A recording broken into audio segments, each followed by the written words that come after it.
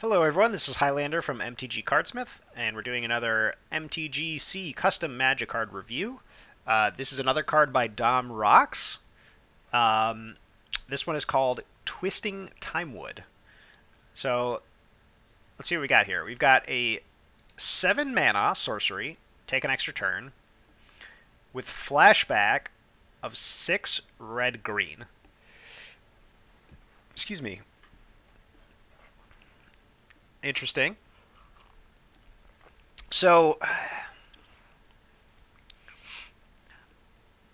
let's talk about this art for a second, right?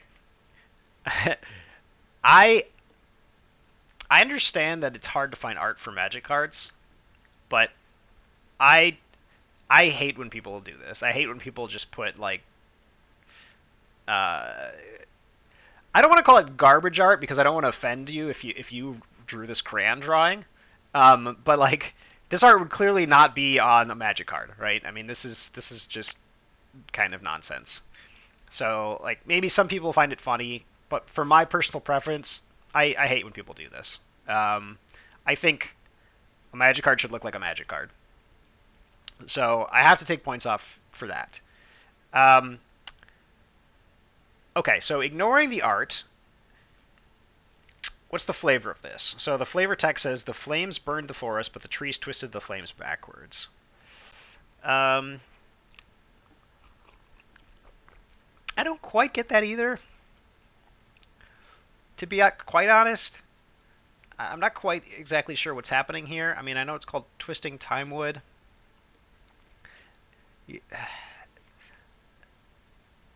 Um, yeah, this feels like you kind of had the idea of making like a card with this text, and then you tried to sort of make some flavor on top of that, which is I think generally harder to do than a top-down design where you're like, oh, I'm gonna make a zombie card, and then you design a zombie card, right? I think that's easier than something like this. So I can't fault you for the flavor too much, but I still think the flavor's a little weird. Okay, now getting onto the card itself, you have to be really careful with take extra turn cards. So this one's pretty expensive, but it does go to the graveyard. Okay, that's kind of a big no-no for take extra turn cards because you can recur them. Right now,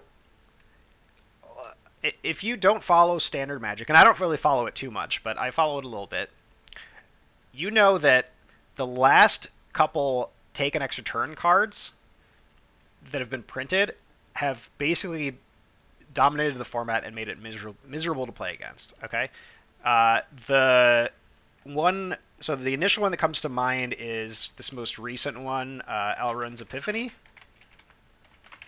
Right. This is another 7 mana card, just like yours, although you can play it for 6.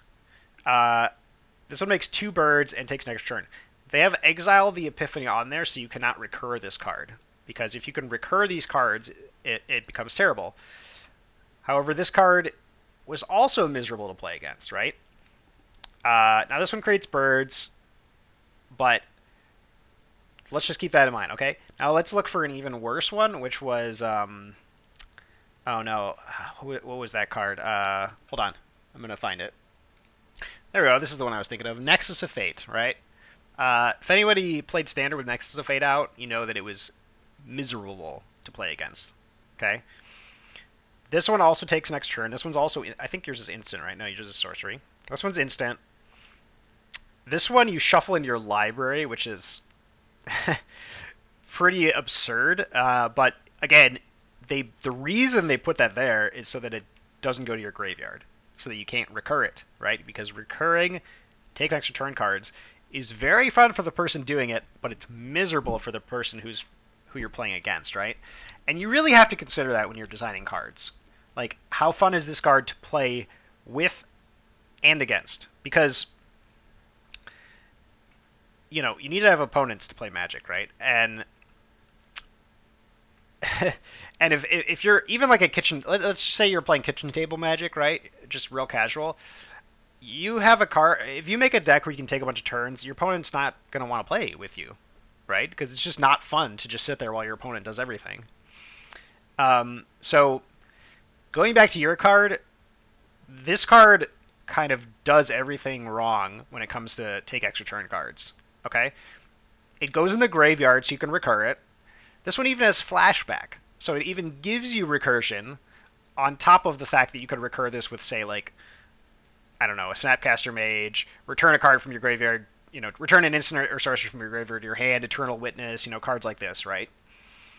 Um, so I can't say I'm a big fan of this. And lastly, I'm going to say the flashback cost also kind of kills me here. Um, I understand that it's kind of cool. I'm sorry, I probably shouldn't have that show up.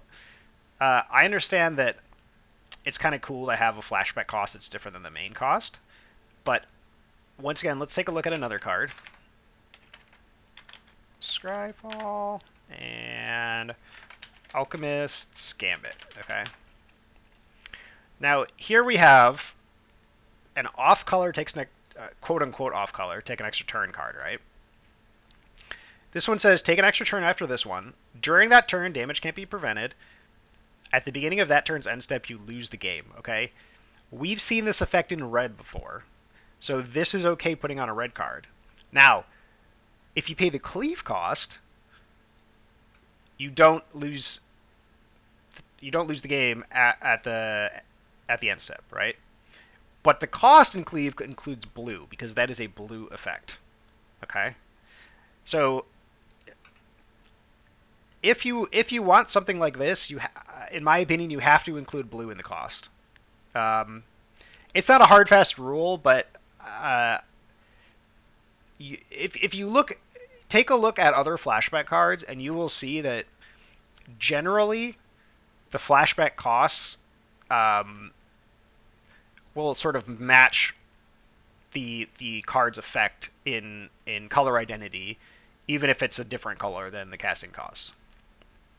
Okay. So overall, I have to give this card a 2 out of 5. I think this card is just asking to be banned. I don't like the art, and I think I don't like the off-color flashback cost. So, sorry, Dom Rocks, I have to give you a 2 out of 5 on this one. That's my review of Twisting Timewood.